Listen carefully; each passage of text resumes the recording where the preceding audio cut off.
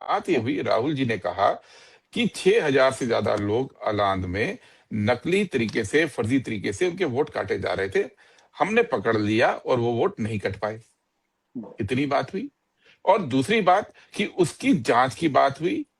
हम लोगों ने अपील किया कर्नाटक के चुनाव आयुक्त को, उन्होंने एफआईआर दर्ज की और एफआईआर सीआईडी को सौंपी गई, और सीआईडी जो जांच कर रही है उस जांच के अंदर सहयोग चुनाव आयोग नहीं कर रहा है। ये बात है। अब चुनाव आयोग ने क्या बातें बोली, उनके कल 2 बयान आए। एक, उन्होंने एक नोट ट्वीट किया कर्नाटक चुनाव आयुक्त का, उसके अंदर उन्होंने ये बात मानी जो राहुल गांधी जी कह रहे थे कि 6,000 से ज्यादा लोगों के वोट कट रहे थे, जो कि उस समय पकड़ लिए गया, नहीं कट पाए। एक ही बात दोनों ने बोली। दूसरी बात, उन्होंने कहा कि इसके अंदर जब जांच शुरू हुई है तो 2023 के अंदर फोन नंबर की डिटेल, आईपी एड्रेस की डिटेल और तमाम जानकारी दी गई, जो साबित करता है कि एक साइबर क्राइम को इस्तेमाल करते हुए साइबर क्राइम की मार्फत वोटर लिस्ट को बदला जा रहा है। ये बात भी चुनाव आयोग ने राहुल गांधी जी की मानी। अब इसके आगे दोनों के बयान में फर्क है। चुनाव आयुक्त जो हैं, जब वो ये कहते हैं कि सारे आरोप निराधार हैं, तो वो ये बताएं कि खुद उन्होंने कल जो जारी किया वक्तव्य, उसके अंदर तो मान लिया कि ये साइबर क्राइम का केस है, ये तो मान लिया उन्होंने। लेकिन कर्नाटक चुनाव आयोग ने कल जो स्टेटमेंट दिया उसमें लिखा कि 6 सितंबर 2023 को सारी जानकारी सीआईडी को दे दी गई। लेकिन कल ही हमने लेटर रिलीज किया है मीडिया को कि 14 मार्च 25, यानी 1.5 साल बाद का 23, जो चुनाव आयोग ने कहा है वो 6 सितंबर 23 का चिट्ठी है। और जो हमने बताया है कि 14 मार्च 25, यानी अभी हाल में कर्नाटक के चुनाव आयोग ने केंद्रीय चुनाव आयोग को लिखकर बोला कि कर्नाटक सीआईडी को सारी जानकारी दे दी जानी चाहिए, और 17 उनकी चिट्ठियां साथ में अटैच भी की। अब सवाल यह है कि कल चुनाव आयोग ये वाली चिट्ठी का जिक्र क्यों भूल गए।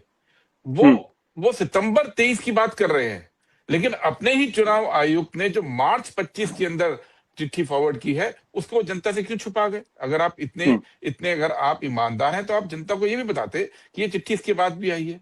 दूसरी बात, आशुतोष जी, ये जब चुनाव आयोग मान चुका है कि ये साइबर क्राइम है, ये तो मान चुका है, वो कल के वक्तव्य में भी क्लियर है। और साइबर क्राइम आज की दुनिया में कोई अजूबी चीज नहीं है। बैंकिंग में भी फ्रॉड रोज होते हैं, और रोज के रोज आप जानते हैं नकली फोन आते हैं, और कहीं ना कहीं बैठ के आपके बैंक अकाउंट हैक करने की कोशिश होती है।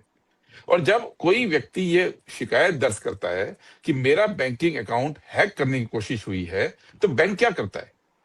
बैंक ये कहता है कि ये सब निराधार है। बैंक ये सब कहता है कि नहीं, हम आप सीआईडी को या पुलिस को या साइबर क्राइम पुलिस को कोई जानकारी नहीं देंगे। बैंक क्या कोई जांच नहीं करता है? बैंक क्या करता है? बैंक साइबर क्राइम की जांच करता है। बैंक अपनी टेक्नोलॉजी को अपग्रेड करता है।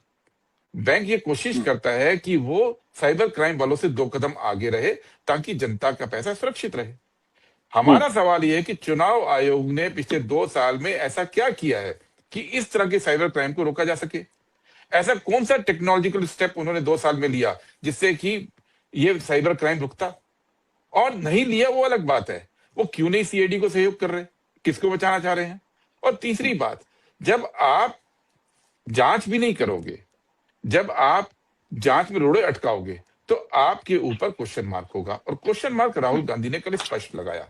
और जब तंत्र, लोकतंत्र है ना हमारे देश में, इसमें तंत्र फेल हो रहा है। चुनाव आयोग तंत्र का हिस्सा है, और जब तंत्र फेल होता है तो राहुल गांधी जी ने लोक से अपील की है।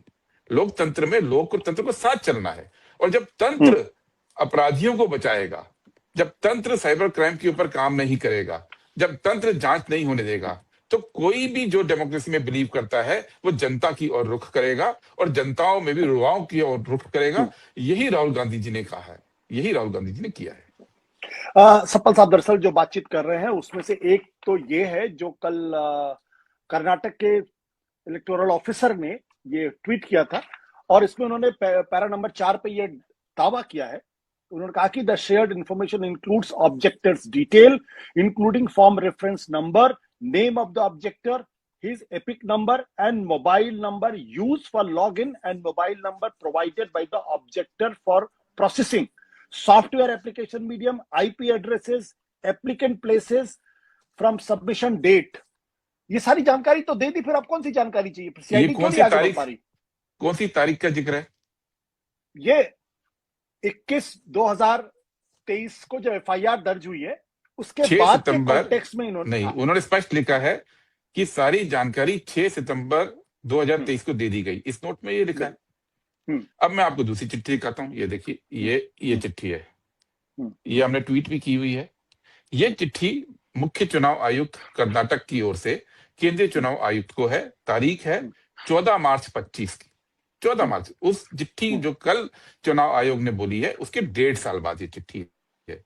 इसमें वो लिखते हैं, complaint of Shri B R Patil alleging regarding alleged omission of names of voter in Aland. और वो लिखते हैं कि 17 चिट्ठियां सीआईडी ने लिखी हैं, 17, ये अगर आपको दिखता है यहाँ पर, ये थोड़ा सा दिक्कत है, 17 चिट्ठियां। और लास्ट लाइन क्या कहती है? It is to request that the information sought by investing officer may be provided from ICT division of ECI। अब कर्नाटक के चुनाव आयुक्त वो मार्च 25 के अंदर केंद्रीय चुनाव आयोग को लिखकर ये कह रहे हैं कि कृपया आपसे आग्रह है कि ये सारी जानकारी सीआईडी को दे दी जाए। इस चिट्ठी का जिक्र कल के नोट में क्यों नहीं किया? इस देश के अंदर जो संवैधानिक संस्था अगर तथ्यों को इस लेवल पे छुपाने लगेगी तो उसके ऊपर खुद ब खुद क्वेश्चन मार्क आ जाएगा। हमारा सवाल सीधा सा है कि ये इस चिट्ठी का जिक्र क्यों नहीं हुआ? हाँ, मेरा सवाल एक, आपने बिल्कुल सही कहा, मैं अभी उस चिट्ठी को भी मेरे पास, अगर सितंबर 23 में सारी जानकारी दे दी गई तो मार्च 25 में कौन सी जानकारी देने की बात कर रहे हैं चुनाव आयुक्त? बट हमारे बहुत सारे दर्शक इस चीज को सुनने के बाद थोड़ा कंफ्यूज हुए होंगे, क्योंकि लगभग सारी जानकारी, यहाँ तक कि आईपी एड्रेसेस और टेलीफोन नंबर, मोबाइल नंबर, सब कुछ दे दिया गया। तो ऐसी कौन सी जानकारी थी जो इलेक्शन कमीशन नहीं दे रहा, जिसकी स्पेसिफिक रिक्वायरमेंट थी? क्योंकि इससे इनके इस प्रेस रिलीज से तो साफ तौर पर लगता है कि बहुत एग्जॉस्टिव जानकारी उन्होंने कर्नाटक सीआईडी को दी है। आप जिस चिट्ठी का जिक्र कर रहे हैं वो भी मैं अपने दर्शकों को दिखा देता हूं। दरअसल ये जो चिट्ठी है जिसका भी सफल साहब जिक्र कर रहे थे, ऊपर देखिए 14/3/2025, और ये लिखा हुआ office of the chief electoral officer Karnataka, ये लिखा हुआ है, और इसमें यहाँ पे सिग्नेचर भी है। लेकिन जो इसके साथ साथ इसमें 17 उन चिट्ठियों का भी जिक्र है जो रिमाइंडर के तौर पर कर्नाटक सीआईडी ने स्टेट इलेक्टोरल ऑफिसर को भेजी है। अब ये जो मैं आपको दिखा रहा हूं, जो अंडरलाइंड आप देख रहे हैं, जिसको आप ग्रीन कलर में, इसमें नीचे सिग्नेचर है और साथ ही साथ ये लिखा हुआ है, to request that information sought by the investigating officer may be provided from ICT division of ECI. ये इस चिट्ठी का जिक्र गुरदीप जी कह रहे हो, वो ये बात उनकी बिल्कुल सच है कि इस चिट्ठी का जिक्र ना तो केंद्र की मुख्य चुनाव आयुक्त इस बात का जिक्र कर रहे हैं ज्ञानेश कुमार जी, जिन्होंने कल ट्विटर पे डाली थी, और ना ही इसका जिक्र स्टेट इलेक्टोरल ऑफिसर उन्होंने जिक्र किया। तो एक सवाल तो खड़ा होता है कि आखिर इसका जिक्र क्यों नहीं कर रहे हैं, जबकि पिछले महीने 25 तारीख को ही, 14 मार्च को ही खुद स्टेट इलेक्टोरल ऑफिसर ने चीफ इलेक्शन कमिश्नर से कहा है कि आप ये जानकारी प्रोवाइड कीजिए। मेरा सवाल है कि कौन सी जानकारी थी जो दरअसल की जानी थी, चाहिए थी, जिसकी वजह से इन्वेस्टिगेशन रुका हुआ है? देखिए, कल ये चिट्ठी और इस चिट्ठी के साथ जो 17 चिट्ठियों का जिक्र है, कल कांग्रेस पार्टी के जनरल सेक्रेटरी कम्युनिकेशन के जो हैं जयराम रमेश जी, उन्होंने इन तमाम चिट्ठियों को ट्वीट किया है। चुनाव आयोग को सीआईडी पिछले 18 महीने में 18 चिट्ठियां लिख चुकी है। आपने जो आईपी एड्रेस दिए और जो फोन नंबर दिए, उन फोन नंबर का जिक्र कल राहुल जी ने अपनी प्रेस कॉन्फ्रेंस में किया और दिखाया कि देश के अलग अलग हिस्सों से फोन नंबर इस्तेमाल होकर उस फर्जी फोन नंबर से लोगों के नाम काटे जा रहे हैं। ये तो राहुल गांधी जी ने कल अपनी प्रेस कॉन्फ्रेंस में बोला है और दिखाया भी ग्राफिक में कि देश के अलग अलग हिस्सों से फोन इस्तेमाल हो रहे हैं। अब सवाल इसके आगे है, सवाल यह कि आपने फोन नंबर दे दिया, उस फोन नंबर के ऊपर ओटीपी आता है। ओटीपी की सिस्टम क्या है आशुतोष जी? जैसे आपको बैंक का ओटीपी आता है या कहीं का भी आता है, तो जो मेन सर्वर बैंक है वो ओटीपी इशू करता है, और जिस मोबाइल पे ओटीपी आता है उस मोबाइल से जहां आगे वो ओटीपी जाता है, वो पूरी चेन की जानकारी बैंक के सर्वर पे होती है। इसी तरह से चुनाव आयोग जब कोई ओटीपी इशू करता है तो ओटीपी किस किस लेवल से होकर गया, वो चेन चुनाव आयोग के सर्वर में है। अगर चुनाव आयोग वो ओटीपी की चेन दे देगा तो ये पता लग जाएगा कि इस पूरे के अंदर मास्टरमाइंड कौन है, क्योंकि सबके सब एक्सपोज होते हैं। दूसरी बात, इसके अंदर एक मेन जहां पे अब ये तो तय है, चुनाव आयोग ने भी मान लिया कि कहीं दूर से किसी रिमोट एरिया से साइबर क्राइम की मार्फत ये कोशिश हो रही है। ये तो चुनाव आयोग ने कल अपने वक्तव्य में मान लिया है। अब वो जो साइबर क्राइम करने का सेंटर है, वो सेंटर हो सकता है बेंगलोर में हो, वो सेंटर हो सकता है त्रिपुरा के अंदर हो, वो सेंटर हो सकता है दिल्ली में हो, वो सेंटर हो सकता है दुनिया के किसी कोने में हो, कैरिबियन आइलैंड में हो, वो इंग्लैंड में हो, कहीं भी हो सकता है। वो सेंटर इसको कोऑर्डिनेट कर रहा है, हम नहीं जानते कहां पे है। ओके। सीआईडी ये पूछ रही है कि आप उस सेंटर की डिवाइस डिटेल्स दीजिए, उसके आईपी एड्रेसेस दीजिए, ताकि हम ये इन्वेस्टिगेट कर सके कि ये मास्टरमाइंड कहां बैठा हुआ है और कहां से बैठकर वोट चोरी करने की साजिश कर रहा है। तो ये देने में क्या दिक्कत है? अगर अगर चुनाव आयोग को बिल्कुल ये समझ में आ गया है कि साइबर क्राइम हो रहा है और उसी की एफआईआर पे सीआईडी कर्नाटका इस पे जांच कर रही है, तो चुनाव आयोग ये जानकारी देने में क्यों कोताही कर रहा है? और यही जानकारी कर्नाटक के चुनाव आयुक्त ने मार्च 25 को, जो चिट्ठी हमने रिलीज की है, लिखकर आग्रह खुद किया।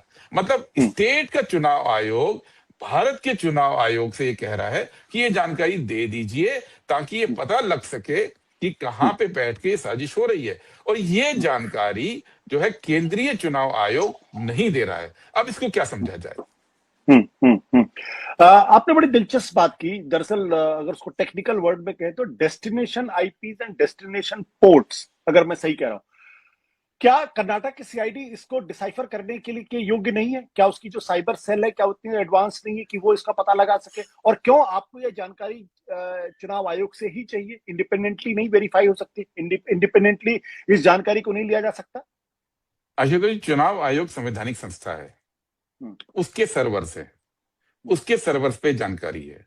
ये जानकारी दो ही तरीके से आ सकती है, या तो चुनाव आयोग दे दे, या चुनाव आयोग के सर्वर को हैक करके कोई ले ले। क्या सीआईडी हैक कर सकती है? सीआईडी को ये अधिकार तो नहीं है ना कि इस देश की संवैधानिक संस्था पे आप हैक करें। हालांकि मोदी सरकार है, पेगासस डाल के उन्होंने सबके हैक करने की कोशिश की थी। इस सरकार के लिए कोई बड़ी चीज नहीं है। लेकिन सीआईडी, खासतौर पे कांग्रेस रूल्ड स्टेट की सीआईडी, वो नियम कानून के अनुसार ही चलेगी। वो चुनाव आयोग के सर्वर को अनऑथराइज एक्सेस तो लेगी नहीं। इसलिए वो चुनाव आयोग को बार बार चिट्ठी लिख रहे हैं कि ये जानकारी हमें दीजिए, और ये जानकारी का ट्रेल रहता है। इस ट्रेल को चुनाव आयोग छुपा रहा है। और यही नहीं है, देखिए, हमने पहले भी कहा था, जब हम चुनाव हारे महाराष्ट्र में, तो हमारा डेलीगेशन नवंबर 29 को 2024 को चुनाव आयोग को मिला। मैं खुद उसमें शामिल था। हमने चुनाव आयोग से जो डिमांड की थी, उसमें दो तीन चीजें थी।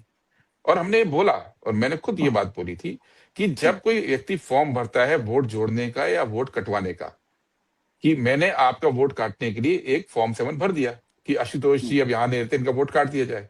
उस फॉर्म के अंदर मेरा नाम है, मेरा फोन नंबर है, मेरी आईडी लगी है। वो आईडी का रिकॉर्ड चुनाव आयोग के सर्वर में सिक्योर है। दूसरी बात, जो चुनाव आयोग का बिना सुनवाई के किसी की वोट कटता नहीं है। तो मैंने लिखा जी आशुतोष जी का वोट काट दिया जाए, तो आशुतोष जी को सुनवाई का मौका तो मिला होगा, जो चुनाव आयोग कह रहा है। तो वो जो नोटिस, और नियम ये कहता है कि वो जो नोटिस है वो स्पीड पोस्ट से ही आना है, रजिस्टर्ड स्पीड पोस्ट। ओके। तो उस रजिस्टर्ड स्पीड पोस्ट की रसीद, उसका नंबर, क्योंकि आजकल सब ट्रैकेबल है। अगर आप स्पीड पोस्ट करते हैं तो आप वेबसाइट पे जाके देख सकते हैं कि स्पीड पोस्ट किस दिन कहां पहुंचा। तो वो जानकारी उनके सर्वर में सुरक्षित है कि वो नोटिस आशुतोष जी को कब मिला, आपने कब जवाब दिया। तो हमने कहा है ये जानकारियां आपके पास सुरक्षित है, ये जानकारियां हमें दे दीजिए ताकि हम जांच कर सके। हमने चुनाव आयोग को आरोप नहीं लगाया था। और तीसरी चीज हमने मांगी थी कि जहां से थोक के भाव, जिस आईपी एड्रेस से थोक के भाव वोट काटे जा रहे हैं या जोड़े जा रहे हैं, उन आईपी एड्रेसेस को हमसे शेयर कीजिए। हम चुनाव आयोग की नीयत पे शक नहीं कर रहे, साइबर क्राइम का जमाना है, कोई कर रहा होगा, हमको ये जानकारी दीजिए। और चौथी बात, हमने वोटर लिस्ट मांगी थी डिजिटल फॉर्म में। ये चार चीजें मांगी थी। नवंबर से लेकर 6 महीने तक हम लगातार चुनाव आयोग पे केवल एक बात कहने गए थे, हमारा कोई बयान उठा के देख लीजिए, कांग्रेस पार्टी का कोई बयान चुनाव आयोग को जब डेलीगेशन मिलने जाता था या हमारे, तो हम चुनाव आयोग से रिक्वेस्ट कर रहे थे, आग्रह कर रहे थे कि हमारी मदद कीजिए, हम इसकी जांच करना चाहते हैं। जब चुनाव आयोग ने मदद करने की बजाय रोड़े अटकाने शुरू किए, और जब हमने खुद फिर जांच करनी शुरू की और हमने पाया कि चुनाव आयोग की इसमें सहमति तक भी हो सकती है, तब जाके राहुल गांधी जी ने वोट चोरी का आरोप लगाया है, और तब जाके ये बात की जा रही है। ऐसा नहीं कि कांग्रेस पार्टी ने एक दिन उठ के अराजकता फैलाने के लिए कर दिया था। राहुल गांधी जी के मन में ये था कि भी हम अराजकता फैलाएंगे।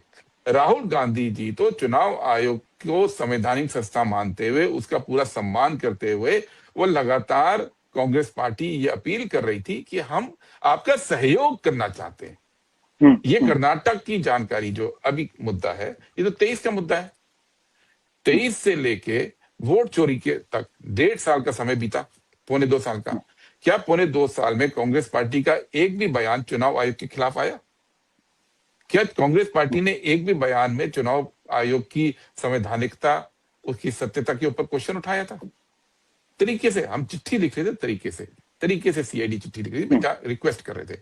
ये जब मालूम पड़ा कि ये वोट चोरी को बचाने की चुनाव आयोग की नीयत नहीं है, और जब राहुल गांधी ने पहली प्रेस कॉन्फ्रेंस की, उसके बाद ज्ञानेश कुमार के भावभंगिमा, उनके तेवर देश ने देखा, तब ये समझ में आ रहा है देश को कि ये तो चुनाव आयोग बचा रहा है। ऐसा कौन सा देश के अंदर, पूरी दुनिया के अंदर संवैधानिक संस्था हो सकती है कि वो साइबर क्राइम को रोकने की कोशिश ही ना करे, उल्टा सीआईडी के रास्ते में रोड़े अटकाए कि वो अपराधियों तक पहुंच ना पाए? जब ये पता चला है, तब जाके बात वोट चोरी की राहुल जी ने उठाई है।